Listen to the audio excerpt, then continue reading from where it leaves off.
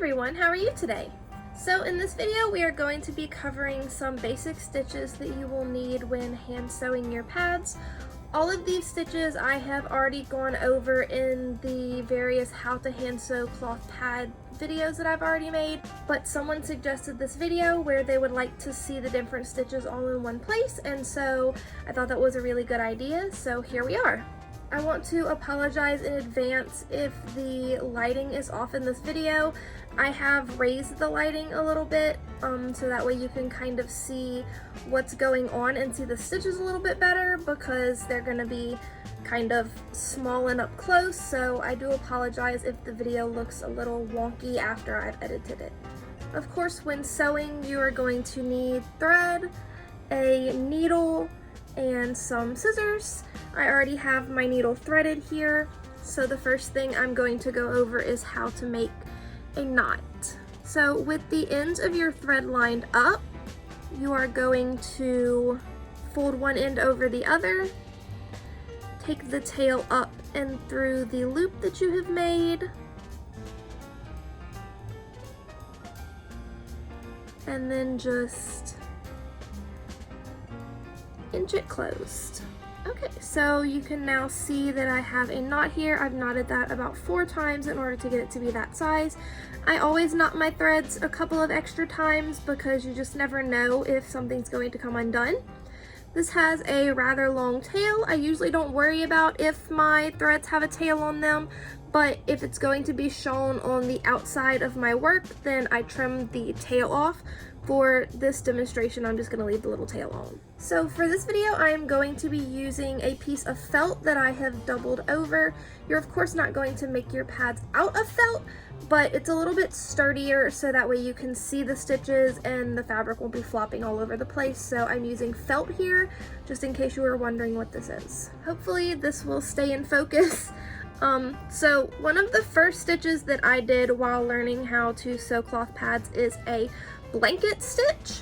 This stitch is not exceptionally sturdy and should be used as decoration only and not as a utility sort of thread that's going to be holding things together, because it's not going to necessarily keep things where you want them as well as a back stitch would, but this is one stitch that you can use if you just want to finish off your edges a little bit prettier when you've already turned your pad out. I'm sorry guys, there's going to be a lot of me refocusing in this video so you can see what's going on, so I already apologize for that. So we're going to be going from the back to the front. You're going to bring your needle about where you want it to, how far you want your stitches to come away from the edge, if that makes sense. You'll see a little bit better once I get started. So I've pulled my thread through. As you can see, it's going from the back to the front.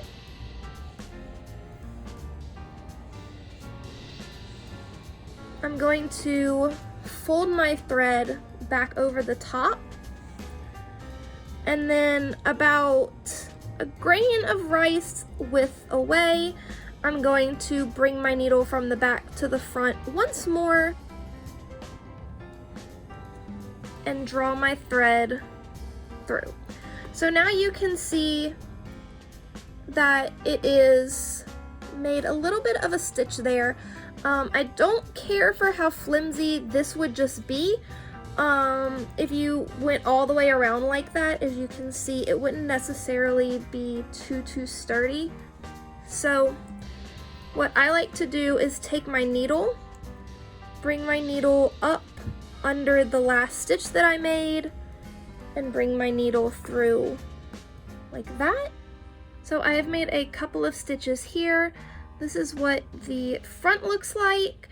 You have the long ones coming up to the edge, and then on the top you have this sort of kind of looks like a fishtail braid going on the top.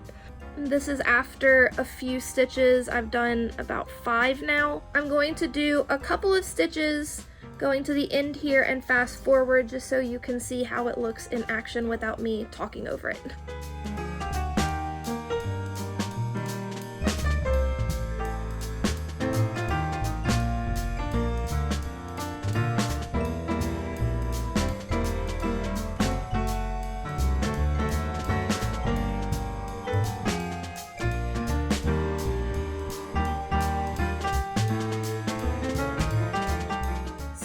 you can see, I have gone about down the length of my fabric doing the blanket stitch. This is the front. Here's the top. And here is the back. These obviously are not my best stitches and they're not very consistent. Of course, if you are wanting to do this for other than demonstration purposes, you could take your time, put them a little bit closer together. They don't look so bad on the front, but on the back they didn't look so great. There's a couple of different ways that you could finish off this thread. My personal favorite is to put the knot on the top here, and then you can kind of tuck your tail down in there as you begin your next stitch. I'll demonstrate that for you. That's my preferred way to do it. So as you can see, my thread is going from the front to the back underneath the stitch here.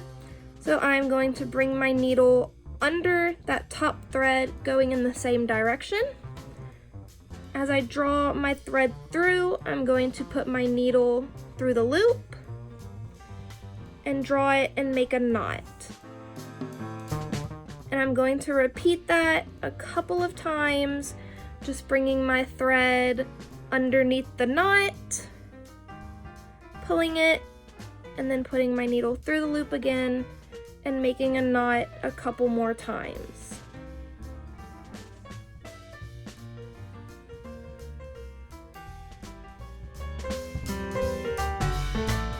Just like that.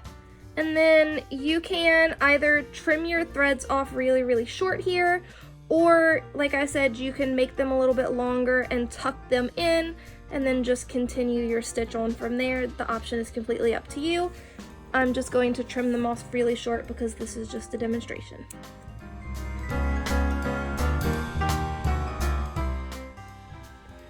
Okay, for this next stitch, I'm going to be showing you how to do a running stitch. A running stitch, as you're going to see, again, is not a very sturdy stitch.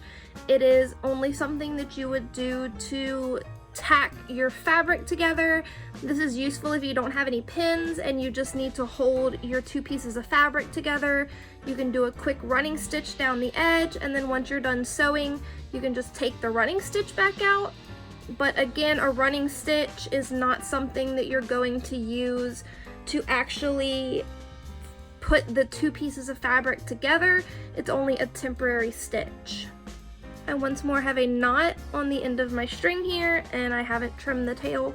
You are going to go from the back to the front, bring your stitch up, and then an arbitrary length away, you can do a short little stitch like this. You're just going to go down from the top to the back. If you are just trying to hold your pieces together and you don't really care, you can do a longer stitch coming up from the back and down through the front. A running stitch, again, is just temporary, so it doesn't have to be neat, it doesn't have to be consistent, it doesn't have to be pretty. It really has no other use other than just holding the fabric together. It's just a little quick stitch. Just like that. You're just going from the front to the back, front to the back. You're not really, there is no measure, there is no consistency, there's no method to it. Again, you're just tacking your fabric down to the other side of the fabric. And to knot that, you would just turn your fabric over, come up under one of the last loops you made, and then bring your needle up through your loop and make a couple more knots before you trim. One note I will make about knotting your running stitch is to be careful not to catch a lot of the fabric in your knot. Make sure that you're only catching your thread, because if you are catching a lot of the fabric, then it's going to be a little bit more tedious to take your knot out and get your stitch back out. So the next stitch that I'm going to show you is going to be a back stitch. This is the stitch you are most likely going to be using. It is the most common stitch. It is the sturdiest stitch of the three that I'm showing you. it's going to hold up through washing and wear and tear, and as long as you're making small, consistent, neat stitches, your work is going to look nice. It's going to stand up just as well as a machine sewn pad would. The key to sewing and making your hand sewn pads as sturdy as a machine sewn pad would be is to make sure that you are tidy and consistent with your stitches. So I have my thread on my needle and I have a knot on the end. We are going to go again up the back to the front, bring our thread through. We are going to go back down from the front to the back about the length of a grain of rice away, and you're going to pull your stitch through. I obviously didn't make that one very straight. To the left of the stitch that you just made, you are going to come up once more, again about the length of a grain of rice away. You're going to come up from the back to the front of your fabric and pull your threads through, and then you are going to go back down into the hole of your first stitch, that first hole that you made when you started sewing. I'm going to sew all the way across here without me talking over it, just so that you can see how it looks without me doing it at the speed of a turtle.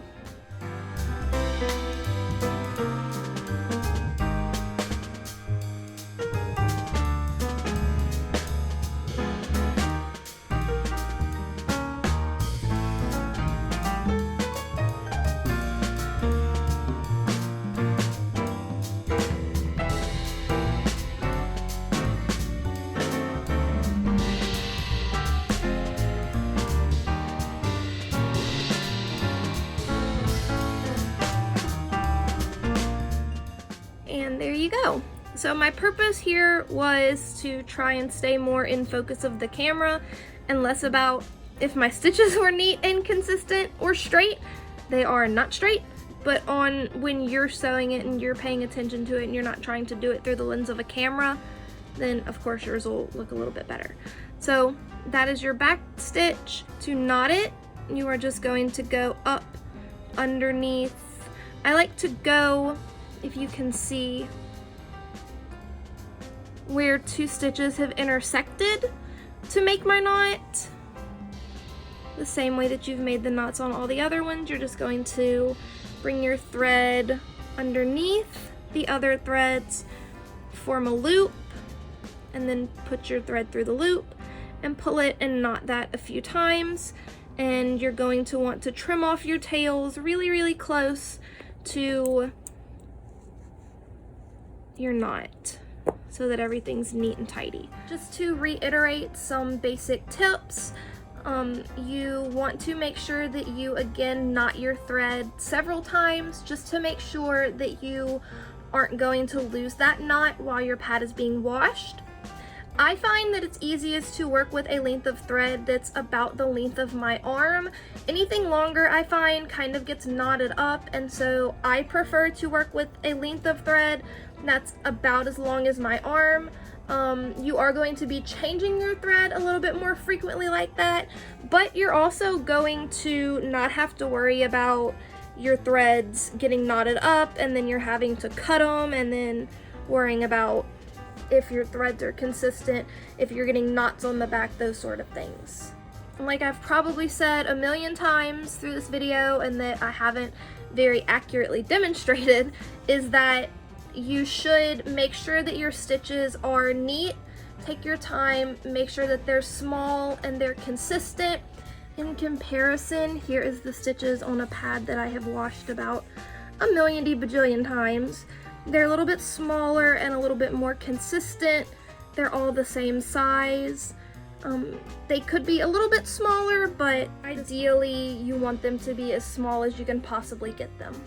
Here I would like to point out a couple of other stitches that you're not necessarily going to have to use, but are nice to know and implement if you want to. The first is going to be a hidden stitch. As you can see, I folded over the edges of this piece of felt to demonstrate. I have, again, a knot on the end of my thread, and I've kept it kind of long so that you can see where I have started. So this is a stitch that you're going to use when you don't want the stitches to be seen on the outside of your finished project. This is good for things like pillowcases, or in the process of making pads, you could use it to finish off your turn hole if you're worried about that. I have never had to finish off a turn hole like this, but I know some people like to, just because it gives them a little bit more security and they don't have to worry about their turn hole coming undone, or if they didn't catch it when they were doing their top stitch, that it's not going to come unraveled. In order to do this stitch, you are going to come up. Typically you're going to have an empty side of your fabric where you can put your needle through like this and hide your tail.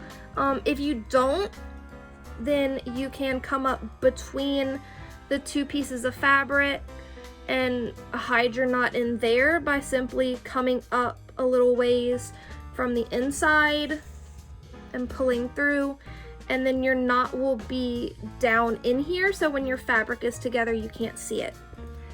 So as you can see, my thread has come up the top edge of the fabric here.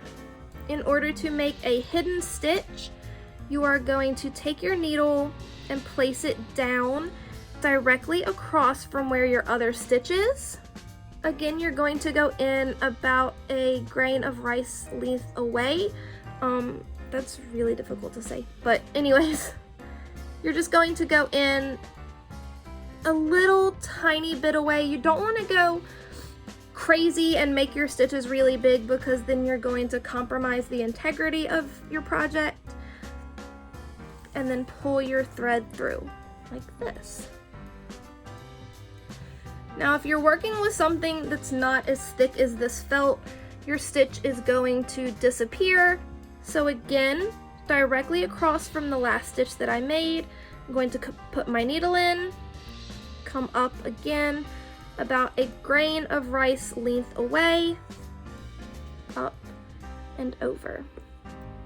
And as you can kind of tell as I pull, that they disappear down in there, but of course since this is felt, it's not really going to disappear. So again, I'm just going to do that without me talking over it.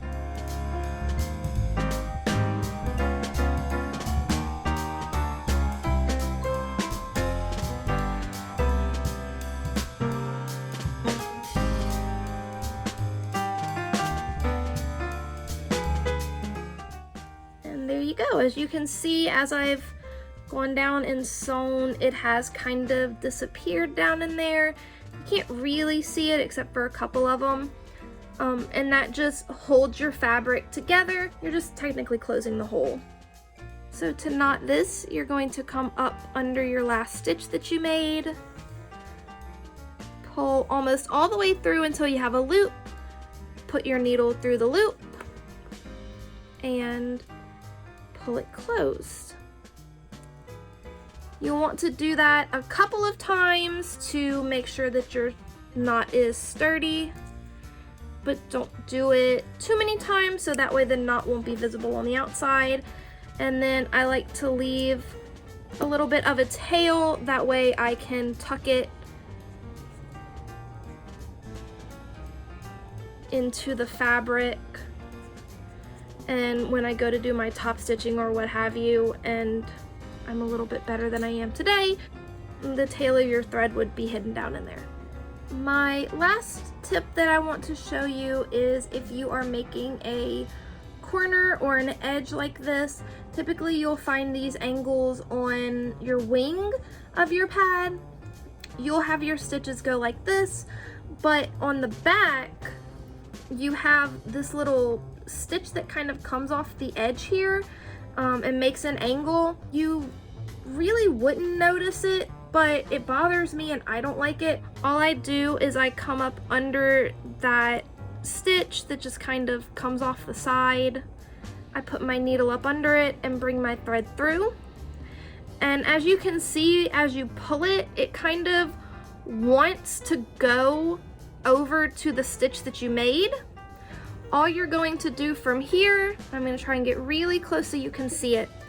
All you have to do from here is bring your needle down under these stitches here. So you're basically going up underneath all of the stitches you've made and pulling your needle through, and just pull up to the corner, and that'll bring that little leg that was kind of coming off, it'll bring that stitch up and over so that everything lines up in a nice neat corner. That way it matches the front and you don't have that little piece coming off the side. I think that's it. I have covered pretty much the basic stitches that you're going to need, and then a couple of other stitches that are maybe not necessary, a couple of tips that you maybe don't really need, but that I use when I'm sewing and I thought that I would share with you. Like anything, practice makes perfect. I have been making my own pads for several years now, and every pad that I make is still better than the last because I'm just practicing and practicing and doing the same thing over and over again. And the more you do it, the better you'll get. So that is it for me today. Thank you so much for spending a little bit of time with me today. I definitely appreciate it. And thank you to the subscriber that suggested that I make this video. If you would like, I would love if you would hit that subscribe button down below. It means the absolute world to me. While you're down there, go ahead and hit the like button. That helps YouTube to suggest this video to someone who might need it. I always love to hear any questions or comments that you have, so go ahead and leave those in the comments down below. As always, my Instagram and everything is linked in the description box, so if you want to reach out or talk about anything at all, go ahead, send me a message. I am always here for anyone who needs me. And once again, thank you so much for spending a little bit of time with me today. You enjoy the rest of your day, okay?